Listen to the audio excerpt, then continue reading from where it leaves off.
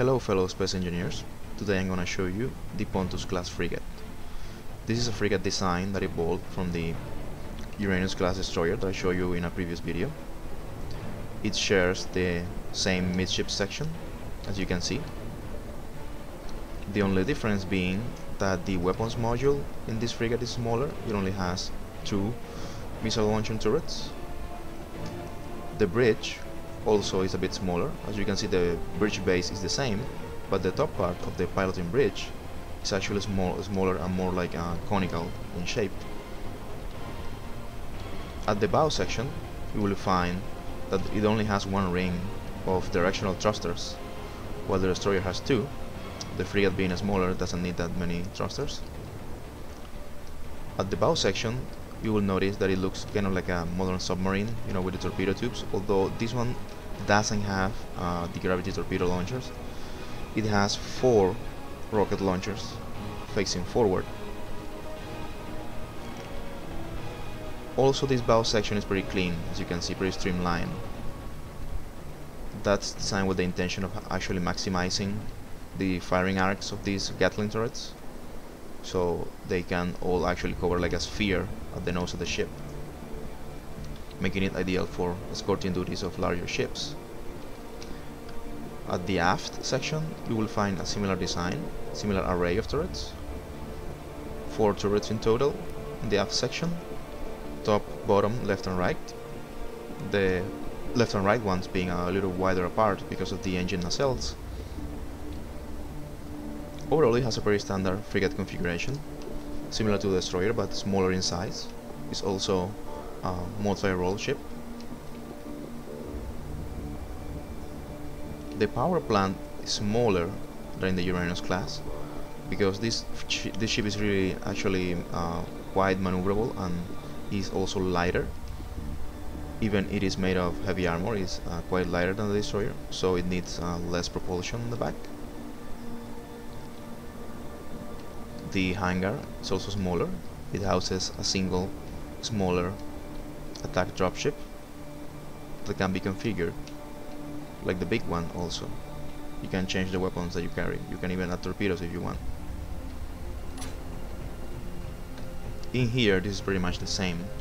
You'll see the officer quarters, the main access staircase or stairwell, the CIC.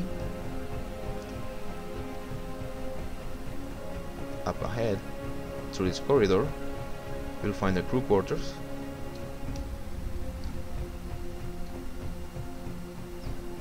and this is the forward weapons control system.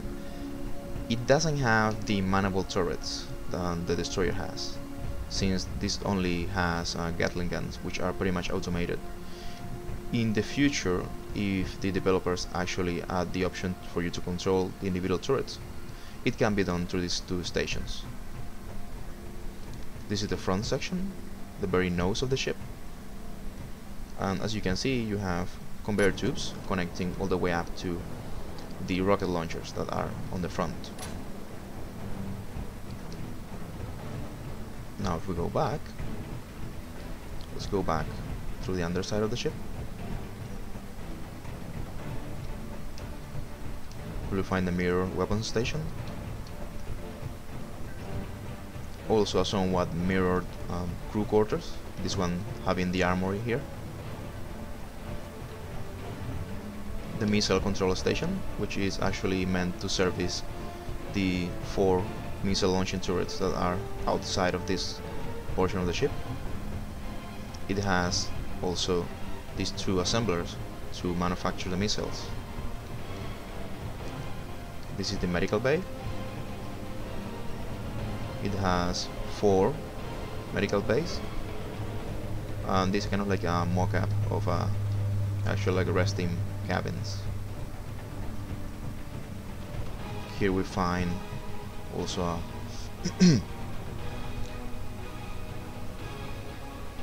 this is the, if I remember correctly, damage control station.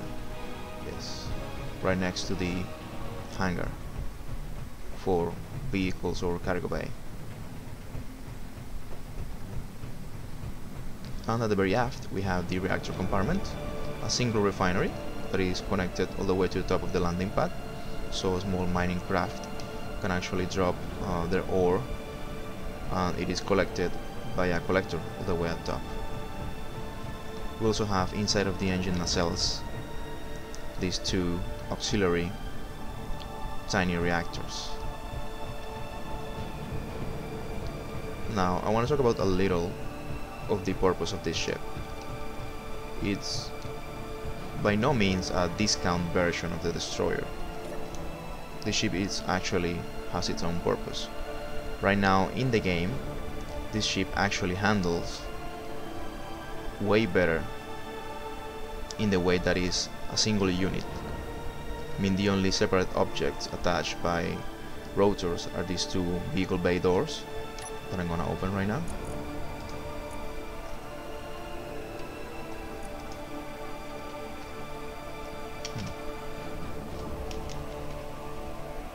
Let's see, rotors, reverse, I forgot to group them. And why is that? Why am I saying that it handles better than any other larger ships that are comprised of several parts? Well, the fact is, if you enable, let me show you the option. If you enable this option, target moving objects, which is actually really useful for the turret to actually engage, let's say, player-made torpedoes. You know, the torpedoes that are gravity launched, or just like objects that are thrown at you.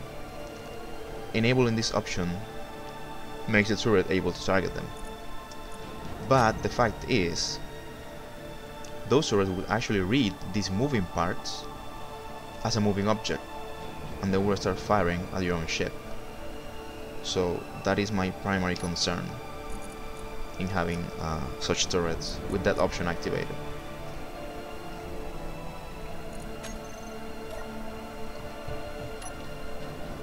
Let's take a look